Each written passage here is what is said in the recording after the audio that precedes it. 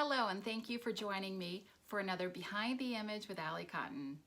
Today's image is called Orbeez World, and this is an image that I created last year when the big fad with like 12 and 11-year-olds were Orbeez, and they're these little plastic dot thingies that are probably absolutely not good for the environment, and you can't eat them even though they're jelly-ish.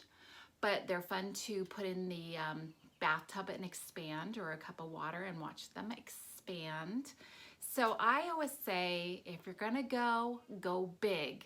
And that's what I did. On Amazon, I was able to find a huge bag of Orbeez, and I decided to inflate them all with letting them soak in water and having them expand.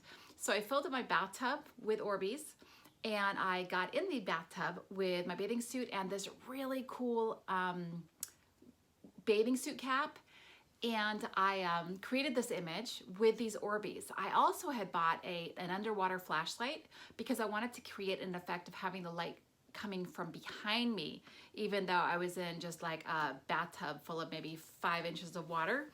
I wanted the illusion that I was actually underwater, and maybe you were looking up at me and seeing the sky above. Kind of like a water world theme, except it's an Orbeez theme. It's Orbeez World.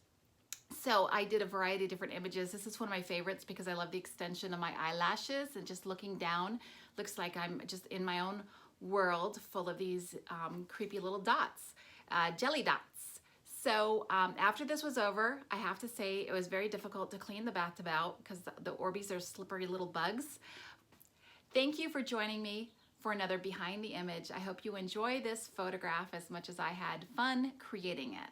Thanks again. Bye. So Fisher, I look bald. I put too much conditioner in my hair, so it looks really crappy right now. I'm gonna have to rewash it.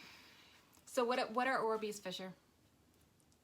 They're like these little ball things.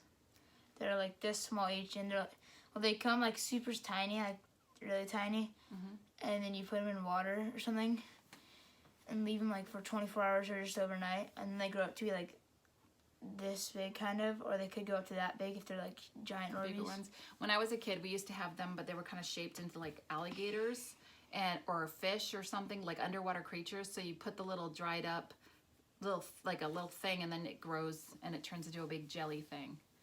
So too bad you couldn't eat it, right? You want to eat them, don't you?